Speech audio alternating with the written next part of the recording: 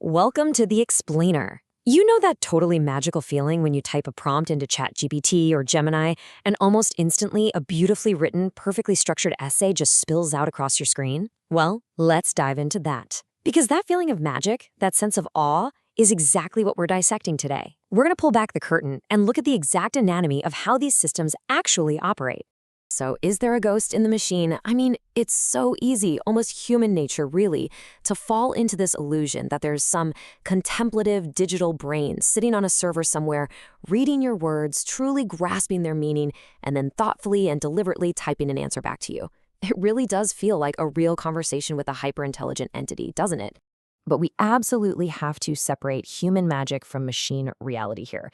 Human cognition involves actual thinking, deep understanding, and lived experience. The reality of large language models, though, it's vastly different. They do not think or understand in any human sense whatsoever. At their core, they're really just playing a highly mechanical, lightning-fast game of probability. They are simply the world's most advanced autocomplete systems. So here's our blueprint to the AI factory. We're going to track a single prompt through 4 distinct mechanical phases. Phase 1 is the shredder. Phase 2 is the meaning matrix. Phase 3 is the brain. And finally, Phase 4 is the casino.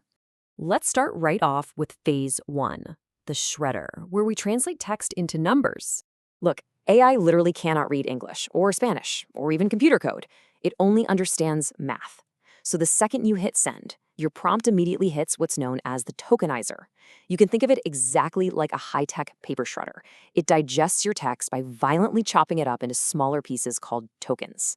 And then, each of those chopped up pieces is assigned a specific unique ID number from the AI's massive internal dictionary. And here's the kicker. A token isn't always a nice, clean, full word. Sure, a simple word like apple might just be one token, but take a complex word like unbelievable. The shredder chops that into 3 separate tokens, un, belief, and able. Each tiny segment gets its own unique ID number.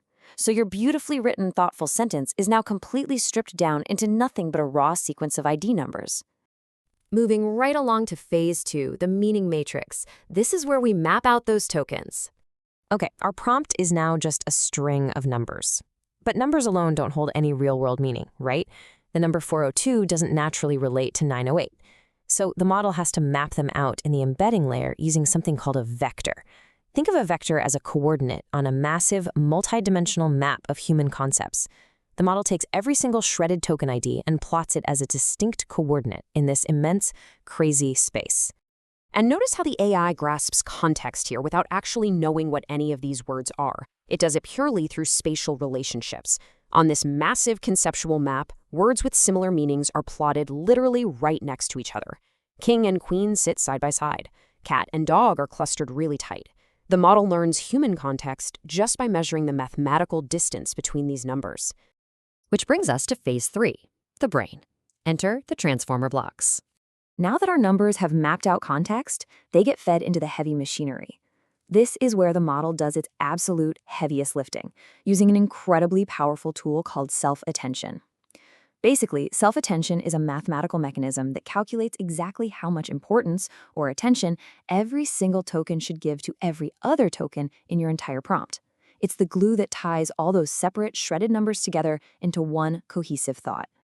To make this a bit more tangible, think about reading a detective novel. When you read the word he in Chapter 5, you have to look back at previous sentences to figure out if he refers to the detective or the suspect. The self-attention mechanism does exactly this, but entirely with math. By calculating relationships across dozens and dozens of layers, the model builds a deeply nuanced structural understanding of your original prompt.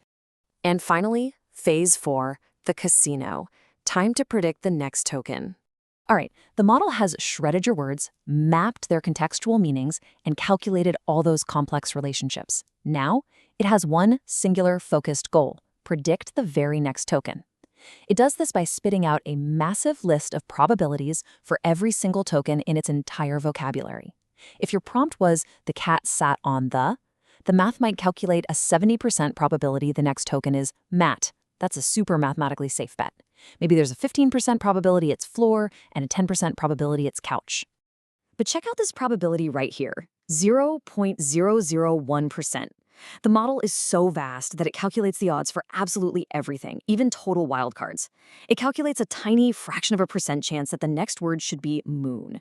The cat sat on the moon. It's incredibly unlikely, for sure, but that mathematical possibility is calculated and sitting right there on the casino table. So, how does the AI actually choose the winning word? Well, it doesn't always just blindly pick the top 70% answer. The choice is actually dictated by a parameter called temperature. Temperature controls the creativity or the randomness of the model's choice.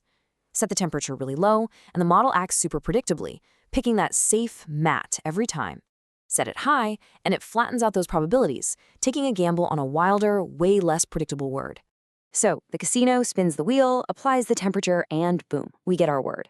This creates a massive, relentless 4-step loop. Step 1, pick the next token. Step 2, type it on the screen.